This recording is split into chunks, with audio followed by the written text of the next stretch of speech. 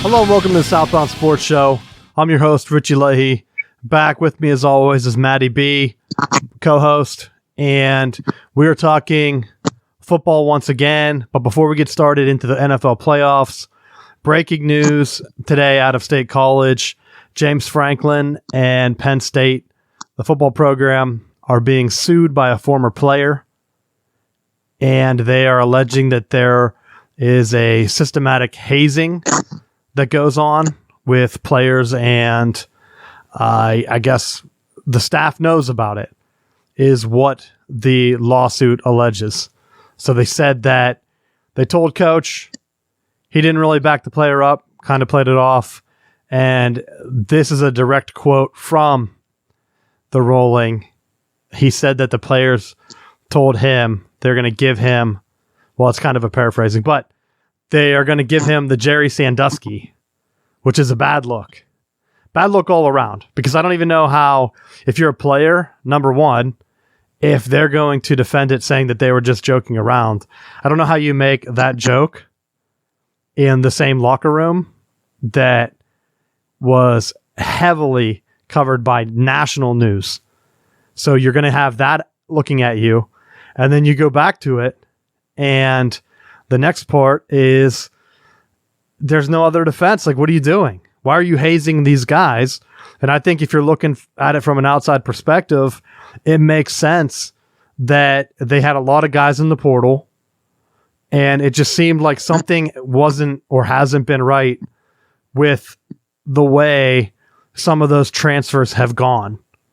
Like, they had a 5-star wide receiver transfer out that was getting big time playing minutes. It's not like other programs where a guy transfers because he isn't seeing the field. These are guys that are playing, that are winning, or they're on a winning team, and they're not getting it done. So it's going to be interesting to see how this plays out. But what are your thoughts on it, Matt? It's unfortunate, and I'm sure that there's going to be a lot of details that are coming out. I will say this, that it's a really tough situation for James Franklin to be in, because it's player versus player, and unless someone has the recordings or there's some kind of physical proof, it really puts the program in a tough spot, and not to undermine, what that player is experiencing, or not to discredit them. But when you're dealing with multiple players within your team and you're trying to figure out, what actually was going on, it's a tough predicament to be in. Yeah, it's crazy that a school that just got out of a scandal is now facing, I think it's a federal lawsuit. So they're going to be back into the media. It's blowing up right now as we record this on Tuesday night. So by the time you hear this, it's probably going to be out there. Some more details will most likely emerge. And I guess they had already looked at it for a criminal trial. From what I did some digging, that they didn't have enough evidence to go forward with that. So this is a civil trial, I believe. Not too up on my legalese, so I don't know exactly the terminology, but it's crazy that it would just jump all the way up to a federal case. And we will see, because that's one thing that the NCAA doesn't want, and they really don't know what direction they're going to go in, to be honest. Because when we get into the national championship stuff, I have some stuff on here that are going to be some big topics that you're looking at, and the NCAA is directly involved. But let's get into the NFL. Oh, so great. The Ravens choked. And I think we both picked the Ravens to go on, but I will say this. It's a Harbaugh special. It started off almost 2 for 2. Andy Reid and the Chiefs were down so bad against the Texans that I thought, oh, here's Andy Reid. He's choking once again. Right after the Harbaugh, his choke job. Because you have a team, you rest, you do whatever you need to do, and then in the big game, you just tighten up. And I have no idea what the Ravens were doing. They kind of went back to the base, and it's almost like what I watched Jim Harbaugh do at Michigan. You come out against Alabama and you're playing them close like it's going to be a field goal game, and you have the lead at halftime. But if you were able to actually get some touchdowns, you would have had a commanding lead been at a point where you could put them away in the second half. And instead, you came out flat, and you can't do that either in the NFL or in college. So I've seen that game 100 times. Every time if you want to watch it, just go watch any Ohio State Michigan game. Same exact thing. Doesn't matter what the score ends up being. You just know that the other team is going to make the adjustments. Your team's going to turtle the entire game. And I kept thinking, all right, they're going to turn it on here. They're going to turn it on here. They never did. So that's the one thing. An outlook on the conference, it's going to be crazy. I don't know. Do we talk about the coaching stuff? The Browns did they make the hire? Yes. The most Browns move they could possibly do. They go out and get the Vikings offensive coordinator. I think it was like the day or the day after, he had 7 3-and-outs in a playoff game. 7 3-and-outs. The offensive coordinator, they sat down and they said, you know what? We are going to hire this guy. Well, no, but did you see some of the details about what was going on? No, what did they say? They were heavily negotiating with McDaniel, the OC in New England. Yeah. And one of the requirements that the owners had was that the coaching staff, they were expecting the coaches to turn in their game plans to the front office and to also have like an analytics person with direct access to the coaches during the game. And it was almost like the equivalent of having to turn your homework in before you can go out and play. It just seemed like and McDaniels wasn't okay with that. He had outlines, he had game plans, he had all the stuff that he would do, but he just wouldn't sign off on submitting these like game plans for the owners to critique and analyze. That's crazy. I don't know why anyone would think that meddling is a good idea. So if that's the truth, no wonder they ended up with a guy that wasn't high on anyone's list. Well, it's because they're desperate. They want to win. I mean, I would almost say that it's similar to what has been happening in Washington with Dan Snyder. He wants to win. He's willing to spend the money. He's willing to go out and to spend whatever he can to buy that team to get the pieces. But at the end of the day, if you don't have good leadership at the top, it doesn't go anywhere. Yeah, but isn't their owner the same booster for Tennessee that like had a big hand in their coaching search that was also a dumpster fire? I'm pretty sure the Tennessee Volunteers football program, is it Jimmy Haslam? Yeah. I think he's the owner. So that's the same guy that led that coaching search where they almost hired Dave Doran from NC State. And then he signed an extension to stay. They offered Greg Schiano. They turned it down. They had... No, they pushed Schiano out because... Well, yeah, they had him, and then they turned him down because of all of the things. So you have the offer to the guy, and then you're like, nah, never mind. They had Mike Leach. They had him at the tarmac.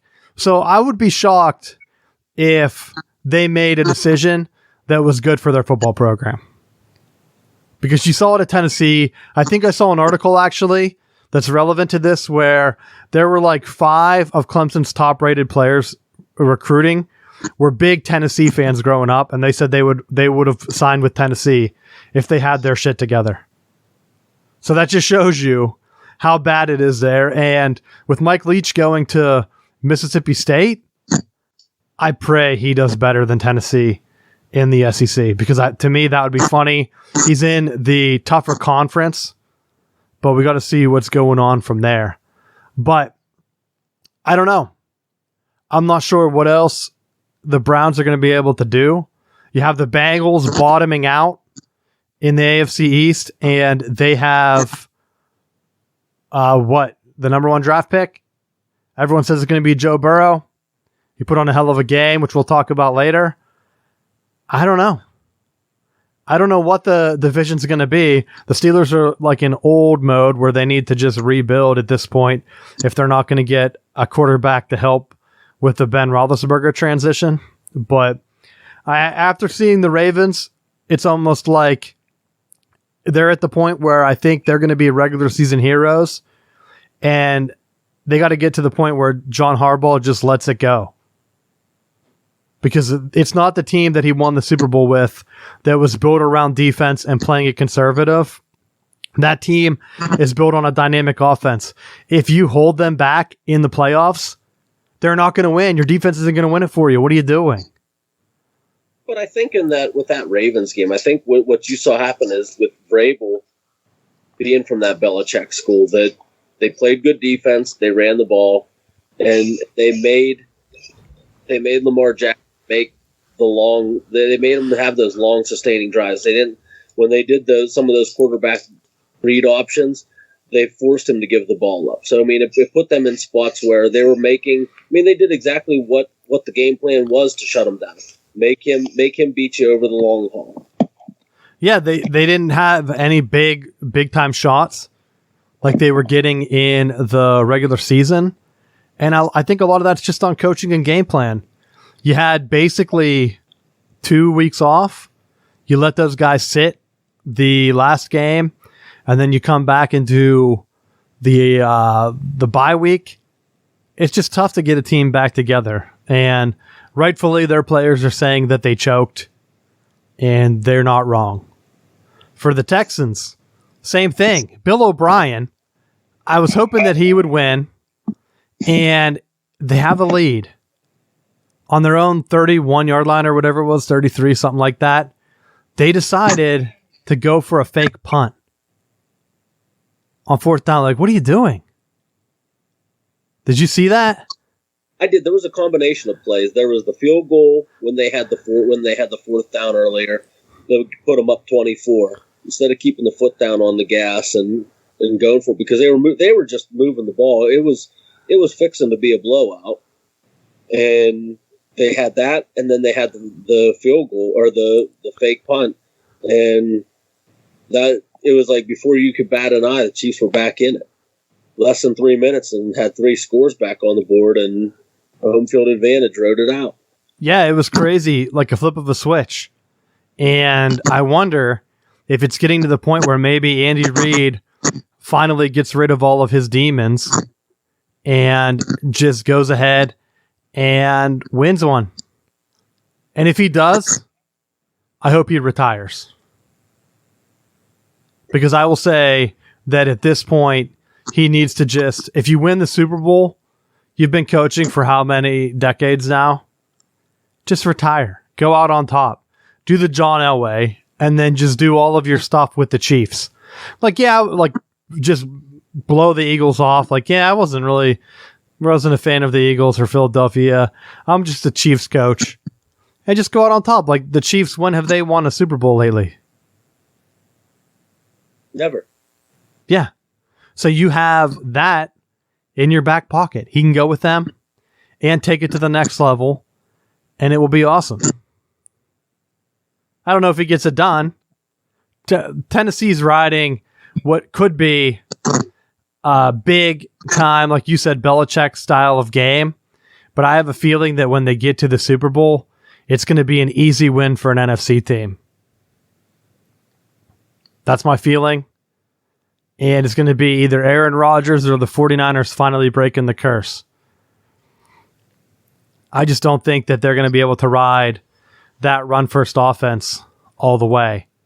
And I don't know any other way that you can say that they have it made or whatever. You have anything else from the NFL? Yeah, Coach Tower and Jimmy Johnson getting elected into the Pro Football Hall of Fame. I thought that was good. That was great for them. They were well deserving Super Bowl winning coaches, and great to see them being recognized for that. Yeah, that was great. I thought it was cool how they did it on television. If you didn't watch, they had, I don't know if I put it on our Twitter or not, but you can go to southboundsports.com to check out some of our stuff and find our social media accounts so you can follow us there. And I'll try to put it on there if I didn't already. But during the broadcast, they had the Hall of Fame guy come out, and I think both of them kind of knew. I mean, Jimmy Johnson went into a complete meltdown. He was crying. Bill Cowher did too. He even said, Bill Cowher said, we shouldn't be doing this here, something like that, because I think he knew. And he looked around to see if his family was there, and they weren't at first. But then once they came out, you could see that he was happy. Like, he was excited that they did it. And so I think that's what he was looking for. But they used to do it, they said, in a hotel. Like, if you were on the broadcast for the game or whatever, the guy would just knock on the door and said, "Hey, you made it." And to me, that's 100 times better to do it on live TV. Now, granted, it's not every year that you're going to have one of the commentators make the Hall of Fame. But having those other Hall of Fame guys there, like, to celebrate with them, I thought that was really awesome. Very much so. Now we're just going to see if Polamalu makes it with them. Well, he should. That should be a no-brainer. But we'll see. We never know. I did like that as they were showing Jimmy Johnson being announced that you could see they were like showing Troy Aikman. And yeah, he was tearing up there. How excited he was for him to get in, and Michael Irvin was really supportive of him too. So I thought that was pretty cool. Yeah, it made me realize how long ago it's been for the Cowboys to be relevant. Whenever your Hall of Fame guy was like one of the last guys to win with you, it makes you really think. They were both out there recruiting Bobby Boucher back in the day. Yeah, crazy. Actually, I didn't even talk about the NFC teams. 49ers, they have been blowing teams out, and they blew Green Bay out in the regular season. I think they're going to make it to the Super Bowl. They got a home game coming up. Aaron Rodgers, I know he got the job done. I just don't know if he has enough. They have a first-year head coach. He got him all the way to the championship game. This is where, and it's what separates it for me. Everyone talks about how Aaron Rodgers is so great. He won one Super Bowl. That's it. I mean, Ben Roethlisberger has played in 3 Super Bowls. Has Aaron Rodgers even played in another one? I didn't look up the numbers, but I was trying to think. I don't think he did. He beat Ben Roethlisberger in 1 Super Bowl, but Ben Roethlisberger's 2-1. You have Tom Brady, who played in 8 Super Bowls or something crazy. Then you have like Peyton Manning. He was there 3 times, I believe. So at this point, Aaron Rodgers, if you're going to be on all these commercials, everyone sees you, and the NFL has been pushing you as this great quarterback, win. Get to the Super Bowl. I don't care if you pull a Jim Kelly and you lose however many Super Bowls. It doesn't matter. You got to get to the biggest game if you want to be considered one of the greatest quarterbacks, because to me, I think that's what he's lacking. Anyone can win 1 Super Bowl. I mean, is anyone arguing about Trent Dilfer? Played forever. Same thing. I mean, even Drew Brees, at some point, are you going to take that next step, or are you going to choke every year? I think that just goes to prove how difficult, though, that it is to get back to that level. But if you're that long and you want to be considered one of the greats and you're able to do it for so long in the regular season, you should at least get back there. Like I said, Ben Roethlisberger was back there 3 times and everyone laughs at him and doesn't consider him one of the greatest quarterbacks of all time. He was there 3 times. He got 2 wins. Right? Cardinals, Seattle, lost to Green Bay. That's 3 Super Bowls. How many other guys? You're telling me about how great Breeze and Aaron Rodgers are every year. I hear it from the media. And they try to downplay Tom Brady because, let's be honest, he doesn't do a lot of media press, so the media just hates him. So they don't talk about him. But yet I have to sit here and listen about how these guys that have only played in 1 Super Bowl each. I don't think Breeze has made it back. You're right, but I'll make this counter argument that when you look at Roethlisberger went to 3 Super Bowls, but look what he had. Like, offensive personnel was slightly different. Matt, he's playing in the same conference as Tom Brady. These other guys are in the NFC. What other quarterback stands out? Eli Manning made it to how many Super Bowls? But look at what's happened since Polamalu's been gone. Nothing. Who say? So you tell me who's been more important to Pittsburgh making it to the Super Bowl. 3 with him, 0 without him. I'm focusing on the quarterbacks here, not Hall of Famer Troy Polamalu. I know, but that's what I'm saying is when you look at, like, with Breeze, with Rodgers, there's been a lot of turnover on the defense side. Like, they haven't had the level of consistency on the defensive side that Roethlisberger has. If Rodgers went to Pittsburgh, do you think he would have the same level of success? You mean right now? Right now. Well, he probably would be in the playoffs this year because, let's be honest, quarterback play was awful. But I don't know. Would he have had the locker room? I mean, that's his big turnoff is what everyone says in Green Bay. Not friends with the team. I mean, you can see he's in all the commercials. Same with Peyton Manning. But like I said, these guys are in the NFC. There's not really one great quarterback in the NFC that has done it repeatedly. In the AFC, you have Ben Roethlisberger and Tom Brady. They combined for what, like 11 Super Bowls? That's crazy. In the past, 20 years. They have half the Super Bowls between those two guys. In the NFC, you have a couple by Russell Wilson, some Eli Mannings, but these guys aren't getting the press. So, I mean, you can even talk about the spot in the Green Bay game. I know the yellow line is not official, but to me, looking at the chain and where his elbow hit, I think he was down short. I slow-moed that. And I know they said that they couldn't overturn it because there wasn't enough evidence. They couldn't see the ball. But let's be honest. You knew where the ball is because it was in his elbow. You could see his elbow. So it's not like his hand extended, like it grew 2 feet. I don't understand how they didn't know where the ball was down. It's like, come on. We talk about it all the time about having an angle straight down the goal line. There was one touchdown last night in the game. I think it was Thaddeus Moss. They reviewed it, a touchdown, Randy Moss's boy. And they didn't have a straight down view of the goal line. And they had 5 other angles that were completely worthless. From the overhead hanging candles or cameras or whatever. It's like a diagonal shot, like not even showing him. You couldn't even see the ball. And it's like, what? These are the best angles for the national championship game? You telling me that you can't have a straight view? Even the pylon cam was at a crooked angle. It's like, who set that up? Don't they have a guy to do that? So I'm glad they gave it to him because I thought Moss scored, but I just thought, man, they can't even get it right on this broadcast. ESPN, they pay all this money for these games. They can't even get a good angle. What about these other ones? I just don't know. It's crazy. That's my last rant. I thought he was down. I would have liked to see Seattle get the ball back because Aaron Rodgers couldn't put him away.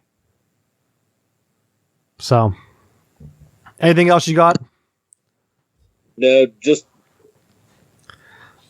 we're inching closer to that dreadful time of year where college football's wrapping up, NFL's wrapping up. Bad times. Yeah, it is bad times, and that's going to be our transition right now because my next topic is going to be cheating in Major League Baseball. So you have the Houston Astros, and I actually put it on here, cheating is allowed because they did my man Pete Rose dirty. They took Houston Astros, they were convicted of cheating in Major League Baseball. I know that doesn't mean much because what? It's a sport, whatever. They were stealing signs. They had proof of it. They said that it helped them win a World Series. And so they gave a 1-year ban to the coach, and they gave a 1-year ban to the general manager or someone like that. And then, of course, Houston fired them. Like, oh, okay, cool. Does anybody care? No. No one cares about those two guys. The team that should care is the Dodgers and the Cleveland Indians. Because 2 years ago, the Cleveland Indians, and I looked this up just to make sure I had the stats, the Cleveland Indians complained to the Major League Baseball saying that they thought that they were getting cheated by the Astros and I think the Red Sox, who were also named in it, but I didn't see them getting anyone fired from there or whatever. And Major League Baseball said like, oh, we take the integrity of the game serious, blah, blah, blah, blah, blah. I know they can't go back in time and forfeit the games and let the Indians play in the World Series, but this does nothing for them. They still have a loaded roster. They have the entire team coming back. They have the World Series title. They didn't take that away. And you're telling me that the integrity of the game now is good? Like, I don't give two shits. After the way they treated Barry Bonds, baseball has been falling off my radar, and that's the sport that I played the most. throughout my athletic career, and it's just been falling off. My interest in it just wanes every year. I'm like, you know what? I'm going to watch some baseball. Every spring training I'm like, oh, okay, I'll see what's going on. I mean, it doesn't help that the Tigers and the Pirates are garbage, but I'm like, what am I going to watch here? They're stealing signs. You know that it's just the big money teams. There's no parity, even though they say that there is. Then you have this happen where Houston basically cheated their way into a championship team. And where do we go from here? What are your thoughts on it, Matt? I thought it was trash, and I think it's another one of those situations where they don't want to address what the issue actually is. I mean, not that it makes it better, but if that's the punishment that they're going to give, then I think they just need to end it and put Pete in the Hall of Fame and do that right and make that situation right. And then we'll move on. Oh, that's 100%. All those guys, Shoeless Joe Jackson, they said he was point shaving, so they kept him out of the Hall of Fame, and he was banned from baseball, and Pete Rose is banned from baseball just for putting money on his own team. Like, it's all a joke now. I don't care at all. They're going to put Alex Rodriguez in the Hall of Fame. Let's be honest. They're going to put him in because he's part of the media now. They always vote for their own. It's a big farce. And so if they don't put Barry Bonds in, it's just a joke at this time. And I mean, it's always been a joke. You have the same issues, the Pete Rose, Joe Jackson, all that stuff going all the way back. It's like, what am I doing here? Like, why would I watch this? They have record revenues. TV viewership was down. I mean, it still holds up. I think we had the numbers on here. Surprisingly, it's better than the NBA.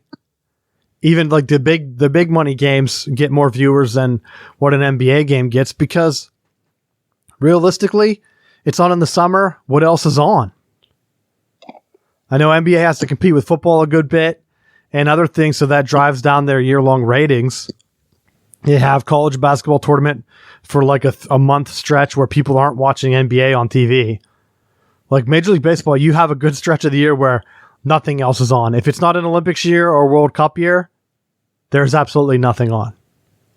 And so they're just going to keep getting all this money. And it's almost like, as a fan, I was thinking about it today. After David Tepper paid all that money for Matt Rule, and then he went and bought out Joe Brady.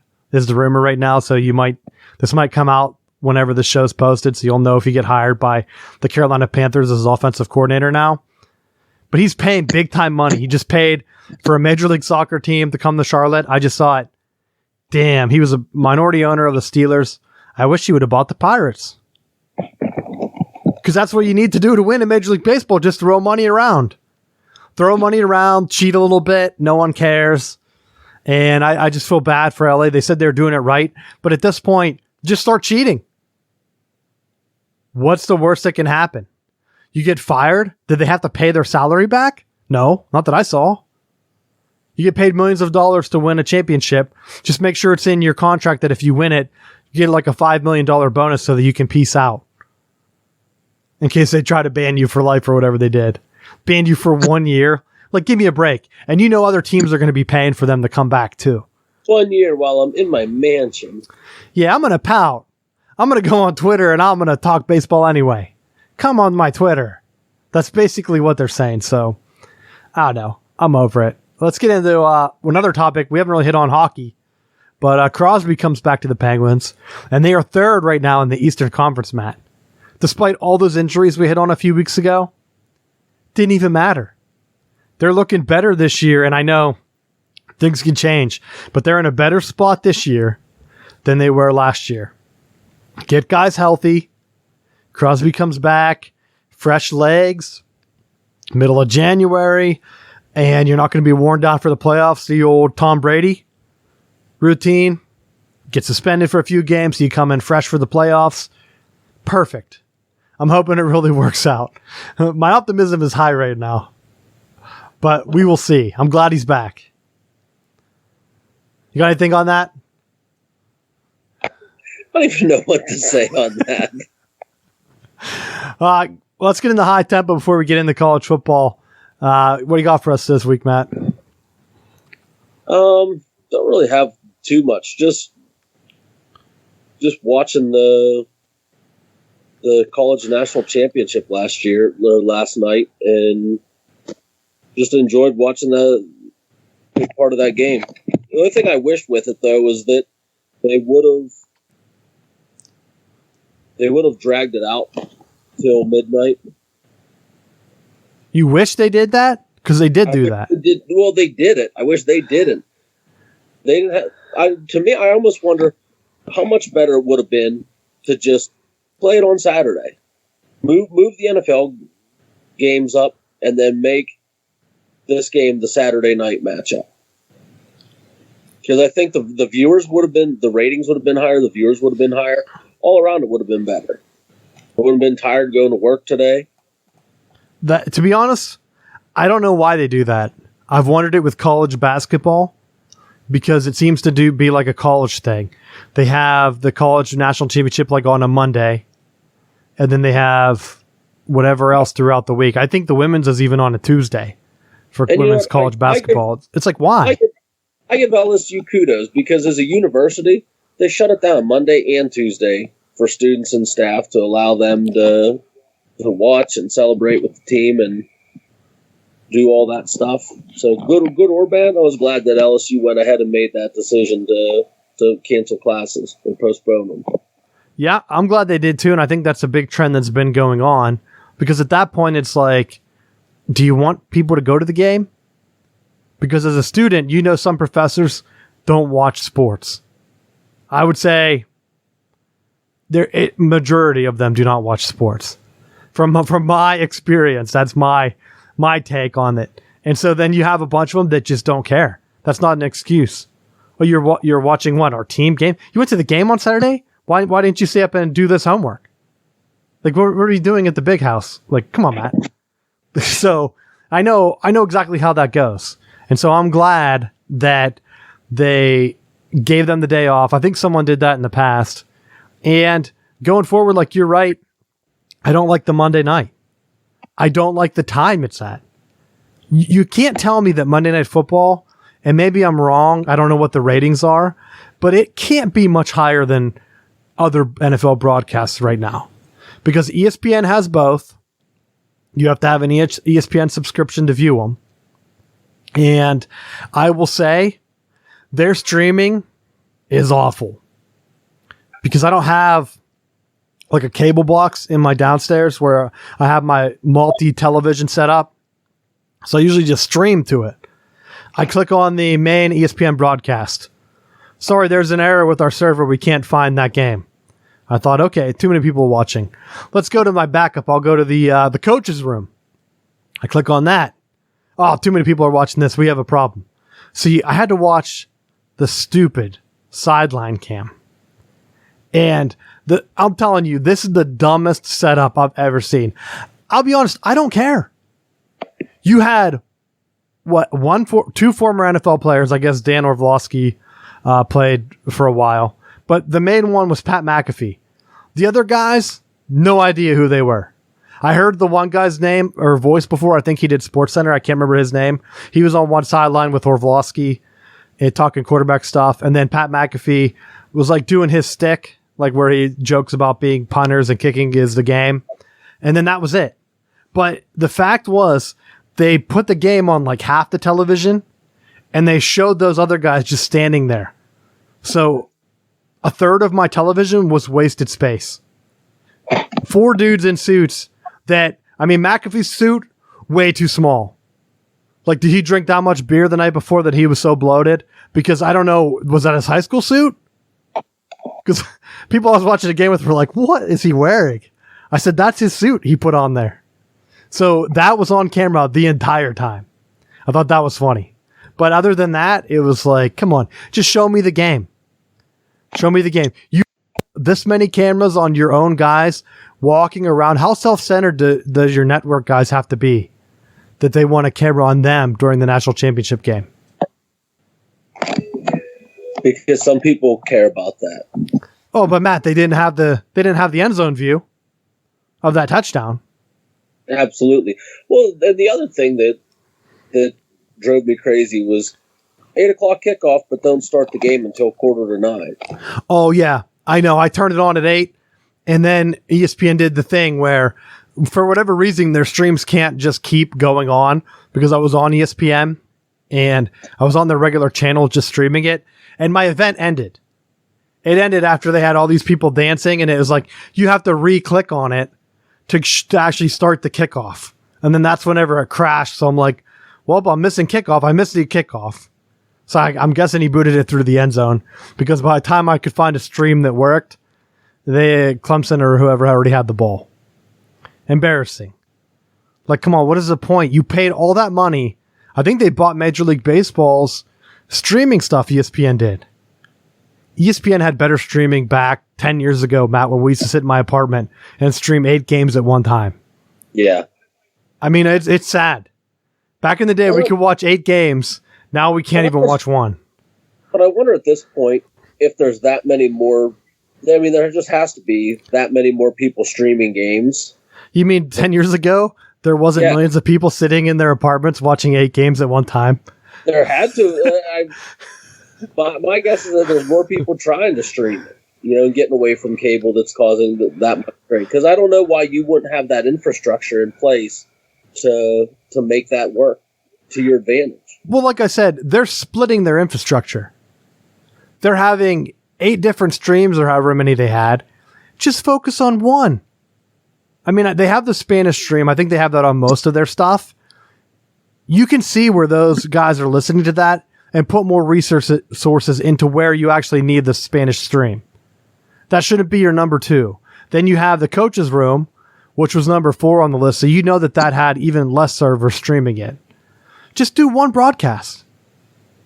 Do one broadcast, and I'm imagining you can even do both audio at the same time and just switch like old television between Spanish and English if you really wanted to. Like, help your fans out. Why would anyone pay for ESPN streaming? I do not know. Every time it chokes, you're better just going. Well, I don't want to say anything and then end up getting our show kicked off. So I'll stop there before I get into. But you can find other sites that stream it that will have 100 times better quality. I'm just not going to name drop them and get our show blacklisted. Let's get into. Oh, I had one other thing that was part of my high tempo, but part of the national championship talk anyway. So after the game, Burrow and a couple of guys started smoking cigars. Real classy move. I was a big fan of that. Something that I would have done if I was there. Well, reports came out that the police threatened to arrest them because they were smoking indoors, and that's against the law. Can you believe that? Well, I don't know if this is true. I saw some of the reports saying about with Burrow, he was smoking a cigar before the game. Like, he was dressed in full pads and was like smoking a cigar before the national championship game. So I don't know if that's true or if that's something that was just floating around in the media. But I thought, if that's true, that's a real throwback move to be casually smoking a cigar before you go out and win yourself a national championship. Well, he did have the rib problem. At least that's what the sideline camera kept saying about how he hurt his rib and how he wasn't going to run. He didn't seem to be slowed down by it. So maybe he just had smoker's lung. Just, couldn't catch his breath. I don't know. Maybe you're right. Maybe he was smoking. Don't know if we'll ever find out. But I will say, I hope he doesn't go to Cincinnati. He seems like a cool kid, and I would hate to root against him in the NFL. He can land somewhere. Maybe Carolina's making all those big money moves. Maybe they'll trade for the number 1 pick and he can come down to Carolina. Even though I think they're pretty happy with Kyle Allen. But let him go somewhere in the NFC so I can casually root for him. Oh, my other big thing. Did you see this, Matt? So OBJ was on the sideline doing his thing. After the game, it appeared on camera that he was buying players' uniforms. He was giving them money handshakes. Did you see it? Yeah. What are your thoughts on that? Prove it. No, I don't know. Well, the USA Today, I text you. If you remember, was it a year ago now? They actually convicted an LSU booster. He stole money from his cancer charity, took $180,000 and paid a father of one of their lineman recruits. So they had proof that LSU was cheating. LSU goes on this run. ESPN never mentions it. Odell Beckham handing out wads of cash, talking about how he's going to sell these shoes for $200,000 that he got from one of the players. And he might have been joking. LSU came out and said that they thought it was fake money because he just carries. That's tough to. Matt, did your guys need that motivation? Tell your players if they win the district championship next year, I'll come up and I'll just hand out wads of cash, just like OBJ. Because in the video, the one kid looks shocked. After he looks at the money, he looks up like he was like, "Holy shit!" And so I don't think if it was fake money, that would have been his reaction. Like, you know, one of those bills that's like $1 million bill. Like, I think they would have saw him and been like, ha ha ha ha, maybe, unless they're saying counterfeit. I don't know. Or maybe his face was on it. It just seems weird that would be the thing. And then on video, he says about, I'm going to sell these cleats for $200,000. Just very odd. I wouldn't be surprised because he couldn't win it when he was at LSU, did he? I don't know. How long ago was he there? Was he there with the Les Miles year that they did win it? 2007? That was a long time ago. I don't think he's that old. I'm going to speculate no. And then he's not doing it with Cleveland. So, yeah, he probably should be spending money so he can see what it's like to be a winner. Hey, that's what it's going to be. Be there. Pretend you were there. People will remember him being at the national championship game. Maybe some people even won't think that he won it. Hey, OBJ was in that national championship game. Juju was there too, partying. Oh, killer. I don't even know why they would have. I understand why you'd have NFL guys there. You're trying to recruit. But LSU, they win. I had one other thing on here that I don't know if you saw this one. Did you see that LSU fans started a GoFundMe for Clemson's mascot? Because of how bad it looks. How terrible, Matt. They said, because I'll be honest, I saw the picture, and if you go on our Twitter, right before we started this show, I retweeted about 5 or 6 different pictures of it. Their mascot costume is awful. The head is so small, it's almost like as bad as the Nittany Lion costume, where it's almost like a velour sweatsuit that you'd see a mobster wearing with the tiny head that someone just like painted. Like some grandma stitched the Nittany Lion costume. That's how I imagine they made that. They're like, this looks like a lion, right? Well, not really, but we could call it a Nittany Lion. No one knows what that looks like. That's how I figured that costume was made. And so Clemson went out and they bought a rip-off version of Tony the Tiger. It looked like small head. The neck was all like mangled. Like, come on, you're in a national championship game. Aren't you going to put your best foot forward? No, tradition matters. Someone asked me, why is their coach wearing an LSU sweatshirt or jacket or whatever? Because Venables had on a purple Clemson jacket, I guess to stand out on the sidelines. But they didn't even know that was their colors because of the orange. But it made me laugh. I was like, yeah, that is something. It just doesn't make sense. They have the crappiest mascot out there. Like, you didn't have another one? I hope they come out and say that, yeah, our original suit got lost in transit or it was stolen at the hotel or something. No, that's what their that's the mascot. But Matt, that costume looks so bad. Like, what did he do? He pulled it out of the attic? It was probably the original one that they had. It looks like a kid stuffed animal, Matt. Like, it's just dirty and grimy, and you know they were chewing on it because they had teeth coming in. And you're like, you couldn't buy some fresh threads?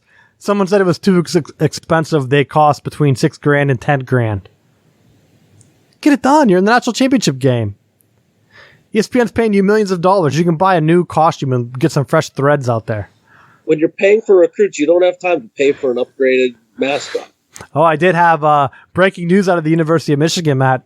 The medicine department found a protein that you can go ahead and eat, and it will mimic a workout. I sent this to you because you need to be on the cutting edge. If I give you this insider information, as soon as it's published in the medical journal, Matt, I send you the workout details. You start to take advantage, and then pretty soon Dabo will hire you onto his staff, just like he did with the Osterine guys. Start taking Osterine, osteoporosis, shampoo, showers, get your neck muscles big. What'd you think of that targeting? Did you see that play? Which one?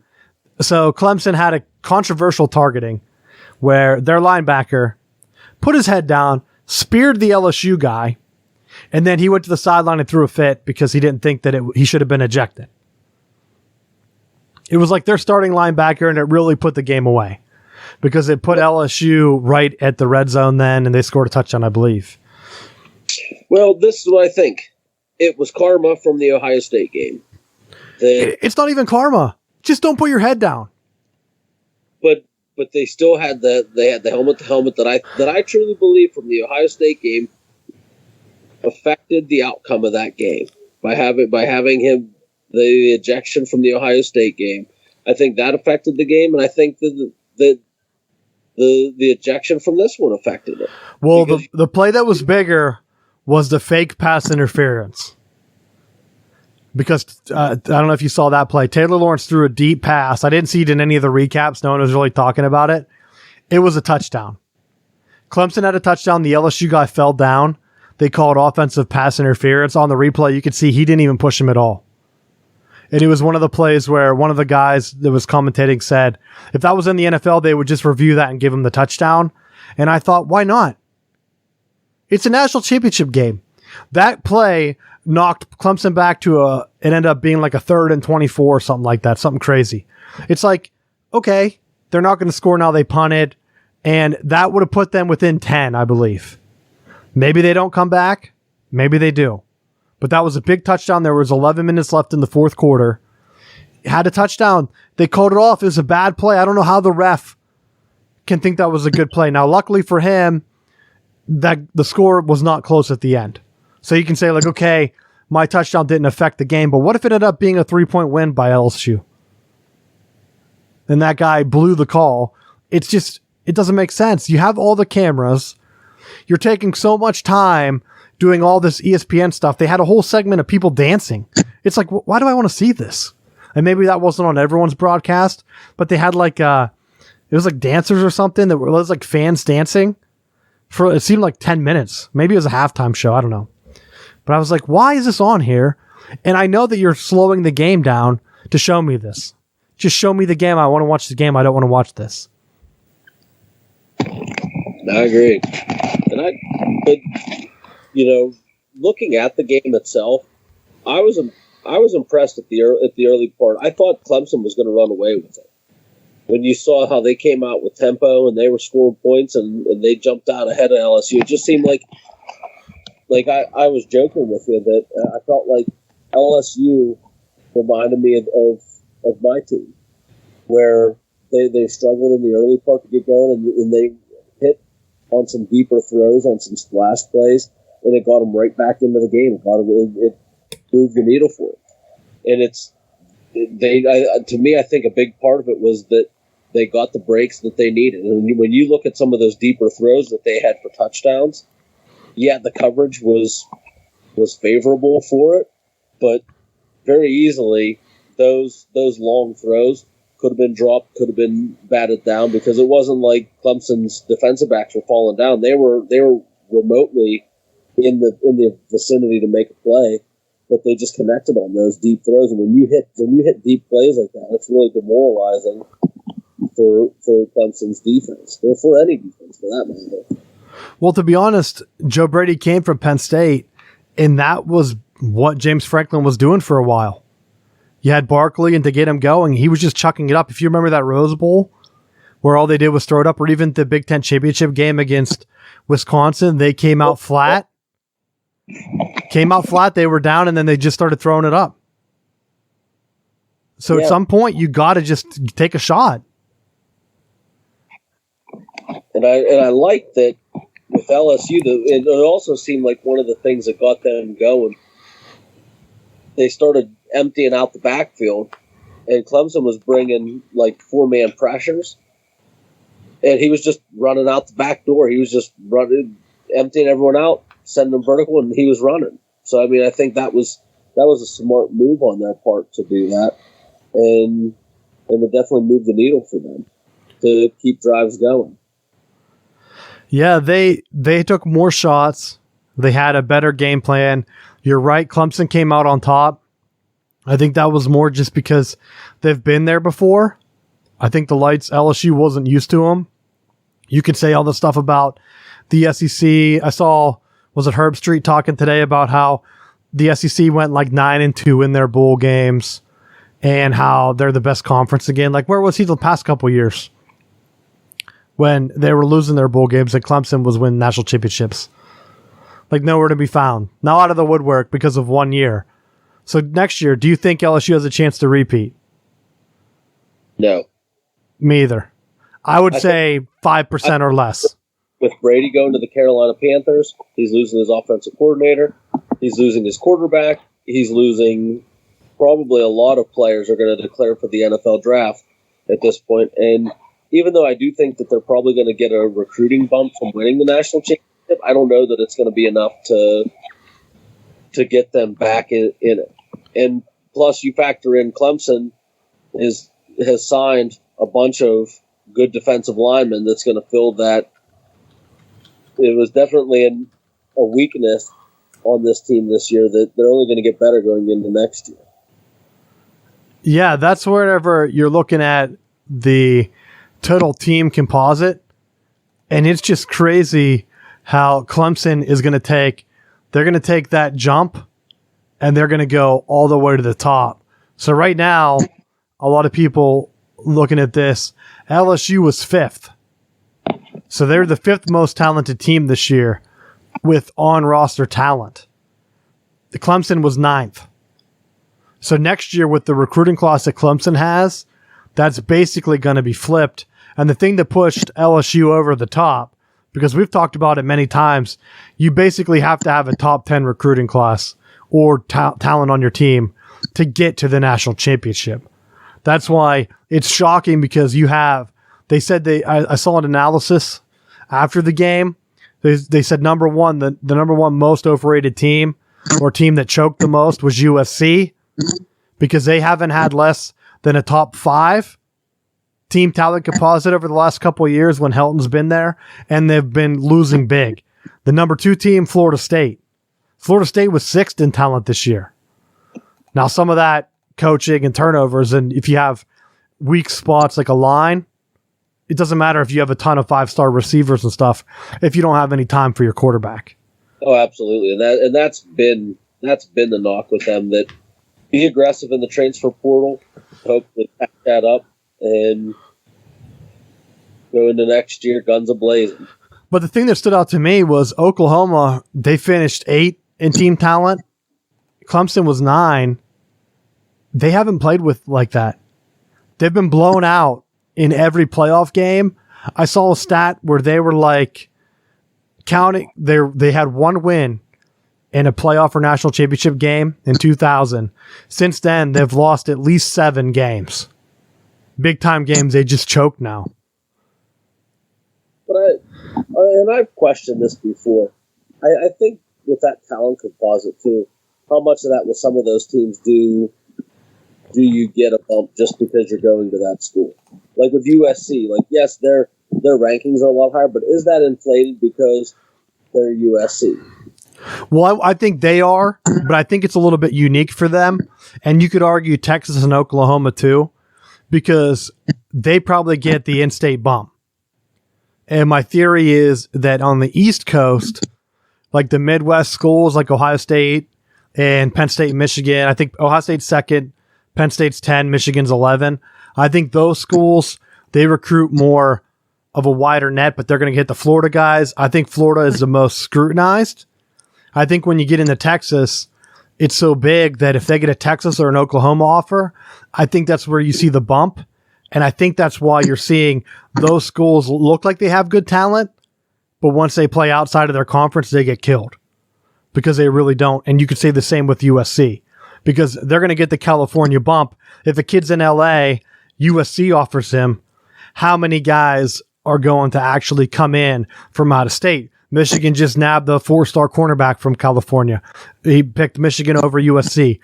Ohio State just took a 5-star quarterback or 4-star quarterback from USC. Like, they need to win those recruiting battles. Otherwise, you're just going to end up with the higher ranked guys that are just higher ranked because. Is it higher ranked because he has offers from Washington, Washington State, Oregon, Oregon State? Or is he a 4-star guy because he has offers from Notre Dame, Michigan, Ohio State, and Texas or something in California? Because I think that's what the difference is.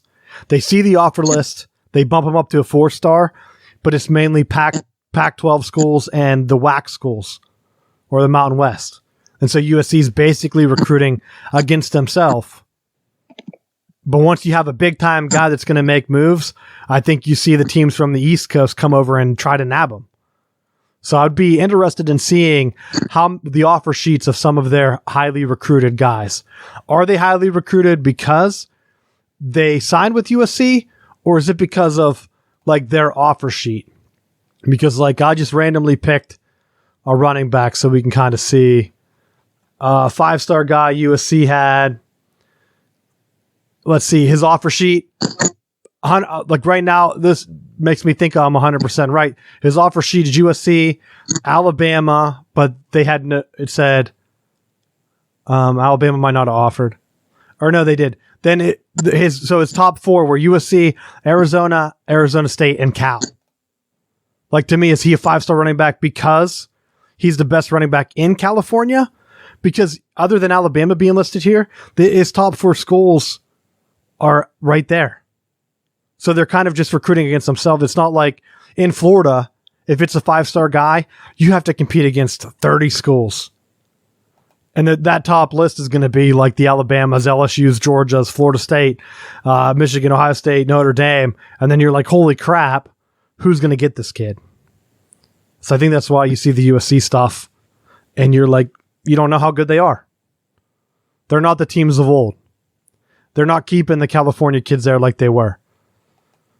But I don't know. You have any other thoughts on that college stuff? Just I was happy that LSU won because it snapped Clemson's 29-game win streak that they did not get one more than Florida State when they had their undefeated streak. So still can't beat Florida State. Someone said that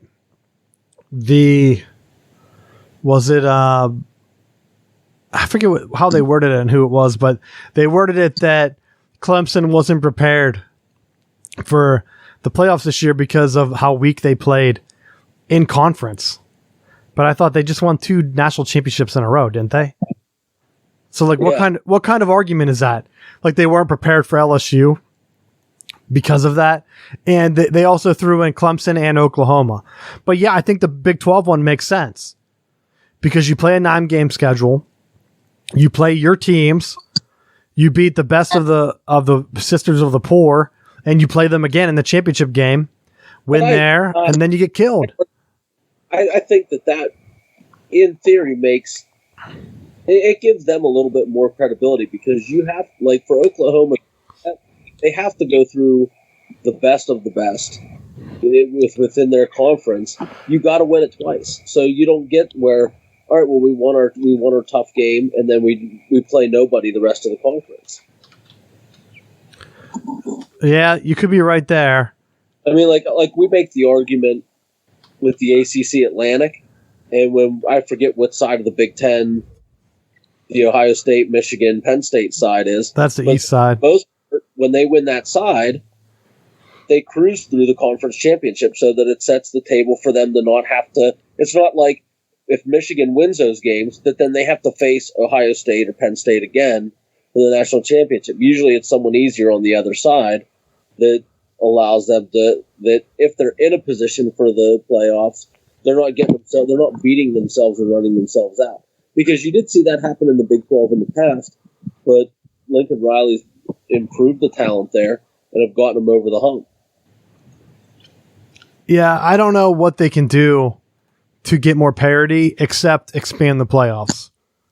And I saw this in the USA Today article where they were complaining about LSU paying the boosters and how now that they won a national championship, they're going to be in that top 5 group with Alabama and Clemson repeating every year in the playoffs in Ohio State. You're going to have like 4 of the same teams fighting year over year to make the playoffs. And it's because they've made it so long. If you make the playoffs 3 out of 4 years, you're going to get a recruiting bump because you can say, hey, we're going to be in the playoffs almost every year if you come here. So until they expand the playoffs now, I think you're going to see teams get weaker and weaker and weaker. And who knows how long it will last, but I think that's why you're seeing some of the TV ratings go down. I looked at it here. So they tried to spin it. Let me get the number first. So right now, the total number was 25.5 million people watched the game. It was slightly up from last year. It was 25.2. If you go back to the first year of the playoffs, Matt, it was 34. Ohio State versus Oregon. 34 million people watched that game. It's down now to 25. And if you think about that, it's almost like, are people watching it? Because year after year, it goes from 25, or what is it, 34, then it dropped because they did the weird New Year's thing, to 26, then it goes back up to 28, then it drops back down to 25, and then it seems to be going like down to 25. It's like, what are they going to do to draw more interest? You got to get new teams in there. You go back to the Florida State Auburn game, that was 26 before the playoffs. That game, the old BCS game, was drawing more viewers than what this playoff is that's supposedly getting you the best of the best. People aren't caring. I mean, all of the BCS games, most of these had better records. Auburn, Oregon had 27 million.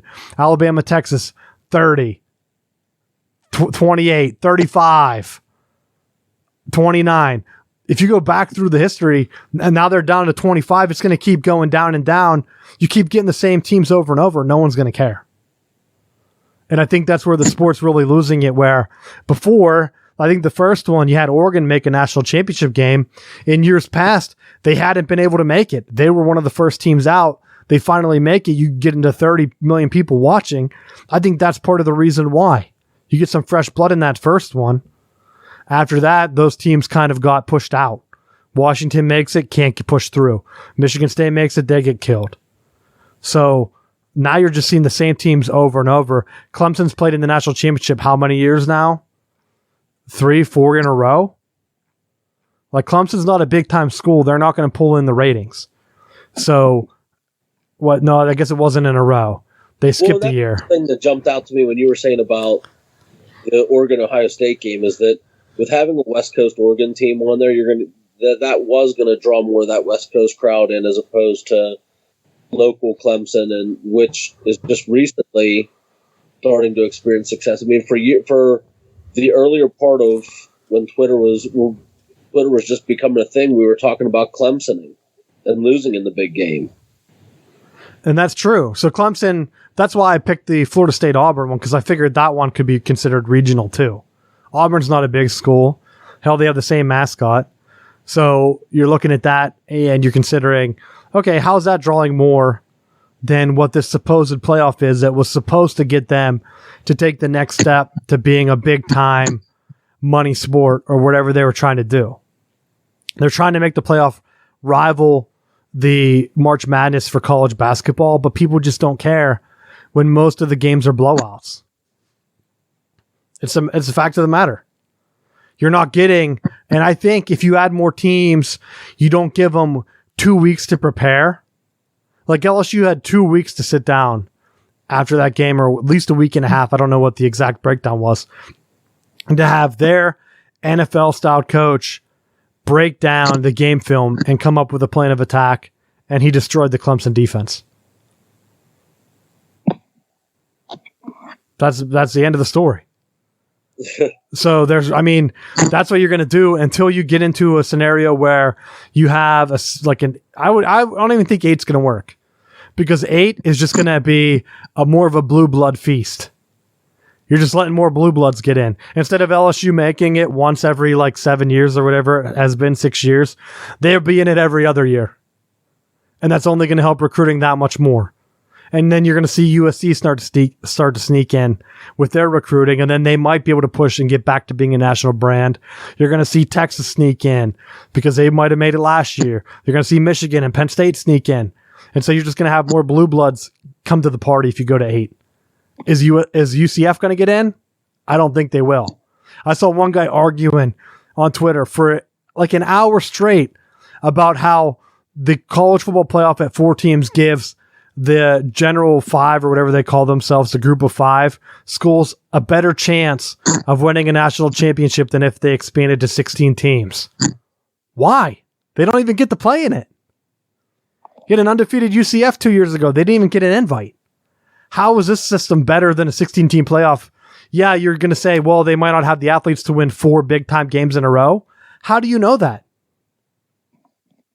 Loyola Chicago just won however many games in the national or the college basketball tournament in a row. You don't know if a team's going to make a run. Butler made 2 runs in basketball. I know they're different sports, but teams can get hot in football and make a run. So, and plus I would want to see the service academies. How many teams would get wrecked in the playoffs because they can't practice for the option in 1 week? I'd love to see it. That's my final thoughts. You have any other thoughts on college football? No. Anything else you want to hit on before we get to the final bell? Nope. All right, we'll wrap it up. I know we've been going kind of long. I'm trying to keep this one on track. But final bell, the big thing coming up is playoffs. Let's go through and do our picks. Matt, who do you got? 49ers, Packers. Just to piss you off, I'm going to go with Rodgers. He's going to pull it out, get the upset special. I'm going to go with the 49ers just because I think Rodgers chokes. Like always, he'll go back to doing commercials, though, next week. He'll have a photo shoot, so we'll be okay. You'll get to see him soon. Next game, Titans and the Chiefs. I want to see Andy Reid get over the hump, but I'm going to go with the Titans. Run the ball for success. I'll go with the Chiefs just because we're opposites end. I feel like he's going to choke. But maybe this is the year that it gets special. And like I said, I have a feeling that they're going to choke, even though I'm not picking them. And then the NFC team is going to get an easy win in the Super Bowl. And I would hate to see that your picks come true and have Green Bay get an easy Super Bowl win over Tennessee because they just sell out to beat the run. And the stage is too big for Tannehill. That's what I have a feeling is going to happen. Then I have to watch a Packers celebrate and Aaron Rodgers doing his double checks on the stage. I'll give him the MVP. Even if he only throws for 100 yards, I'll still make it him somehow. That's my nightmare scenario. You got anything for the final bell? Yeah, surprising tonight that was breaking news that Carolina Panthers linebacker Luke Kuechly is retiring. Is that what that was? I saw that right when we were going live, and I didn't have the sound because Facebook was connecting, so I didn't want to mess up our show. Yeah. Makes sense. Retiring. Why would you play a long time as a linebacker when you could have CTE? If you're worried about CTE, why play at all? Because I think it's blown out of proportion. There you go. That's just the facts. We don't know. People leaning with their head. Look at the Clemson guy. He led with his head, then he complained about it, and then ESPN tried to make him like a martyr. Oh, well, they shouldn't have threw him out. That was a football play. How is spearing someone a football play? Like, what are you talking about? And then someone said, that would have been fine 30 years ago. 30 years ago? What? Give me a break. Player safety first. I'm glad Kuechly's retiring. He must not know that the Panthers franchise is a buzz right now. Why would he leave that? Things are going to light up. David Tepper's been throwing money around. I saw a lot of people talking about how that was going to win them a championship because they don't understand sports. They think throwing money around is going to get you a win. Look at the Raiders and the Cowboys. That's all I need to say. That's my last thought. Got anything else? Yeah, check out our website. And if you're listening to this, by now you should know. Go to our website. Check it out. There's good stuff on there. Don't be a turd. Yeah, we've been making some improvements on it. It's the off season, so we'll keep that coming. hopefully get some cool stuff ready for the off season. So check that out. Follow us on social media. Thanks for listening, and we will see you next week.